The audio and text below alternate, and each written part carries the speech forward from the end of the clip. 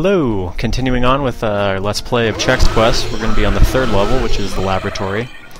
The first thing you want to know about this level is if you go down this little passage, you're going to find something very, very special, which is probably the most fun weapon in the game. And it is in fact a spork. Now this weapon is basically going to correspond to what would be your chainsaw if you were playing Doom or a game like that. Basically you're going to hold down the attack button and run at enemies, and they're going to die very quickly. Or, I'm sorry, they're going to get sent back to their own dimension very quickly. Like so. This is a very good weapon, especially because it doesn't run out of ammo. And if you're ever in a tough spot, it's usually a good idea to switch to it and just run around and wreak havoc for a while. If you do happen to miss the spork on this level, I believe the last level has an opportunity to get it, but by that time it's kind of pointless, because the last level has a lot of enemies that actually are going to fire projectiles at you.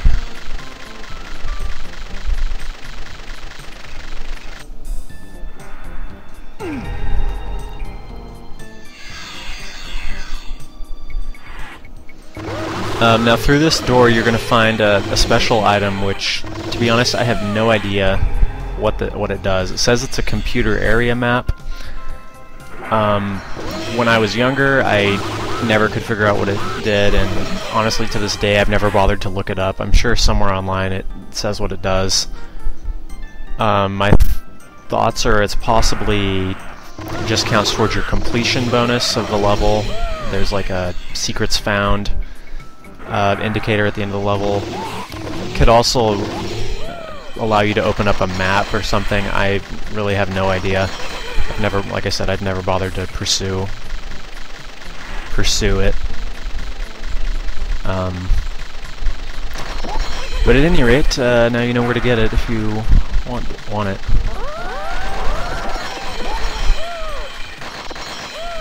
There's also going to be another new weapon on this level, but that's going to come a little bit later.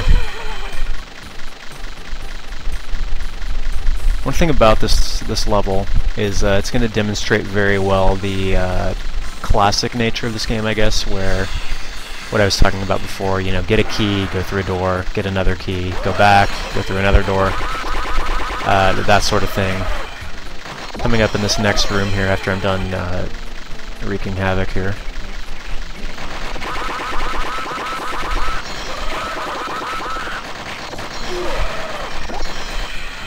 Alright, so we got the blue key, and after I kill these guys that keep respawning. Alright, we're going to go through the blue door, and now you're going to see there are just a variety of doors in here that all correspond to different keys. So, of course, as this is an older game, we're going to end up going through the blue door to get the yellow key, and then we can go through the yellow door to get the red key, and then go through the red door. And, okay, here's the weapon I was talking about. This is basically going to be your shotgun. You notice he pulls like some sort of cartridge out of it, almost like he's it's like a pump action shotgun or something. That secret right there, I honestly didn't even remember it was there. I just pressed use on the wall somewhat randomly, and it turned out to be a secret. You notice this weapon is pretty powerful. It even kills the powered up ones in the suits in one hit.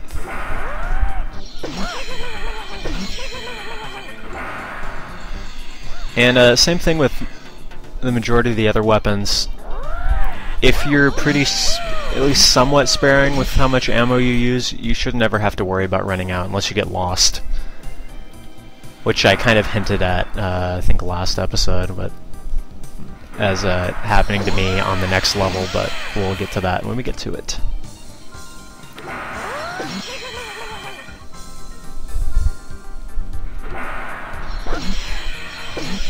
I also didn't mention on the last episode, I think there was some of that goo there as well. You don't want to step in it. I think that's pretty obvious. It's just gonna drain your health over time.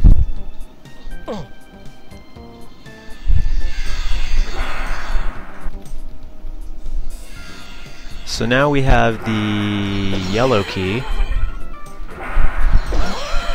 And so we're gonna backtrack.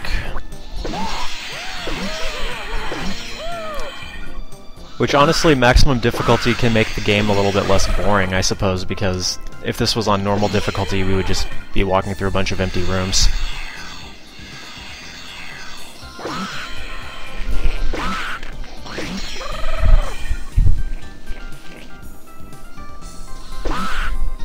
Those flying guys are really a pain because they have so much HP.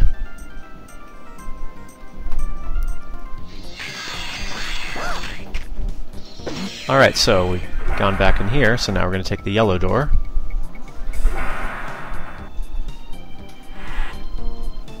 Right here I get a little bit mixed up because the number keys on the top of the keyboard each correspond to a weapon, but the order that they're put in seems a little bit counterintuitive, at least to me. So I could never remember which button corresponded to which weapon, and so there are several places in here where I end up just switch. Ah, there it is. I don't think I ever die or anything because of it, though, so... Here's another one of those computer area maps. Honestly, no idea what they do.